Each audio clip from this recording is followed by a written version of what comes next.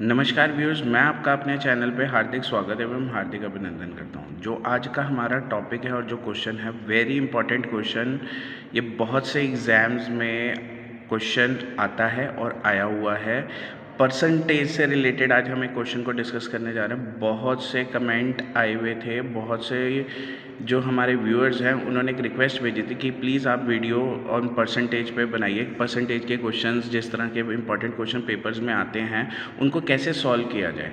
आइए, हमने एक क्वेश्चन लिया है आरबीआई, जो रिज़र्व बैंक ऑफ इंडिया में, ये बहुत ही पुराने टाइप में एक बहुत ही इंपॉर्टेंट क्वेश्चन आया हुआ है। उसी क्वेश्चन को आज हमने पिक किया और उसी क्वेश्चन को हमने डिस्कस किया है आज इसमें। क्वेश्चन क्या है, when the price of product was decrease by 10%, the number of sold, मतलब नंबर ऑफ आइटम सोल्ड, वो इंक्रीज होगी 30%, what was the effect on the total revenue. कितना इफेक्ट पड़ा, you have to calculate in the form of percentage.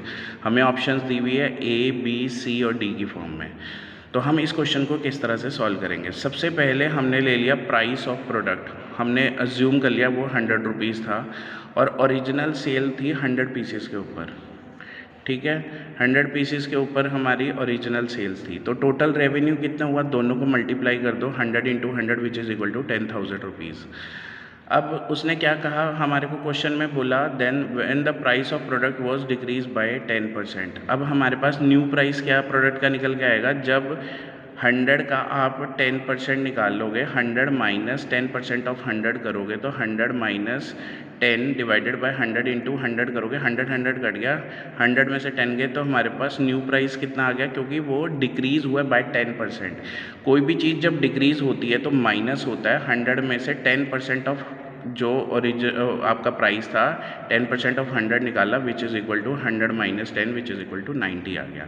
अब new sales increase by 30%। New sales पहले 100 था, उसका 30% निकालोगे, 30 डिवाइडेड बाय 100 इंटू 100, तो 100 कट गया, तो 100 plus 30 which is equal to 130 आ गया।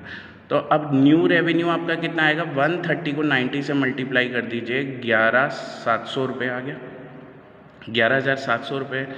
अब हमने क्या निकालना है, नेट इफेक्ट रेवेन्यू। देखिए, रेवेन्यू हमारा पहले था 10,000, अब 11,000, तो नेट रेवेन्यू इंक्रीज़ हुआ है हमारा। तो रेवेन्यू को इंक्रीज़ कैसे निकालेंगे, new revenue minus old revenue divided by old revenue into 100। तो जब आप value 11,700 minus 10,000 divided by 10,000 into 100 करोगे, तो यहाँ पे ये माइनस करके आ जाएगा 1700 डिवाइडेड बाय 10,000, जीरो से जीरो कट गया, ऊपर की दो जीरो कट गई, तो डिफरेंस कितना निकल गया in the form of percentage, that is equal to 17। हमारे पास ऑप्शन 17 कहाँ आ रही है, that is A for Ahmedabad. तो हमारा आंसर क्या करेक्ट है, that is A for Ahmedabad. आशा करता हूँ आपको आज की टेक्निक बहुत ही अच्छी लगी होगी और आपको परसेंटेज के क्वेश्चन बहुत इजीली समझ भी आए होंगे। देखिए, ये क्वेश्चन प्रैक्टिस करने से आपका कॉन्फिडेंस लेवल बढ़ाएगा, क्योंकि परसेंटेज के बहुत सारे क्वेश्चन एसएससी में भी आते हैं, आरआरबी में भी आते हैं, एनटीपीसी में भी आते हैं, और कोई भी एग्ज़ाम ले लीजिए उसमें ये क्वेश्चन आपको ज़रूर मिल जाएगा। बहुत बहुत धन्यवाद।